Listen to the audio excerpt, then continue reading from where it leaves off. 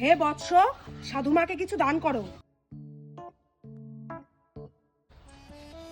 ও সাধুমা, শোনেন শোনেন শোনেন, বলছে আমি আপনাকে টাকা দিলাম, আপনি তো আমাকে আশীর্বাদ করলেন না সাধুমা। দেখো বৎস, আমি অন্য মায়েদের মতো বলবো না তোমার অনেক বড় গাড়ি হোক, অনেক বড় বাড়ি হোক, এগুলো কখনোই মুখের কথাই হয় না। এইগুলো হয় হচ্ছে কঠোর পরিশ্রমে। ও কিন্তু আমি তোমাকে একটা পরামর্শ দিতে পারি, কখনো যদি তোমাকে বন্ধুত্ব আর টাকার মধ্যে কিছু বেছে নিতে হয়, তুমি অবশ্যই বন্ধুত্ব বেছে নেবে। কারণ টাকা গেলে টাকা পাওয়া যায়, কিন্তু বন্ধুত্ব গেলে বন্ধুত্ব পাওয়া যায় না। আর বিপদের সময় তোমাকে সব সময় বন্ধুই বাঁচাবে। ঠিক আছে বৎস, আজকে তাহলে আমি আসি, আর আমার এই পরামর্শটা সারা জীবন মাথায় রাখবে। বন্ধু, আমার 2000 টাকা দে না, খুব দরকার। সবসময় টাকা টাকা করিস, আমার কাছে টাকা।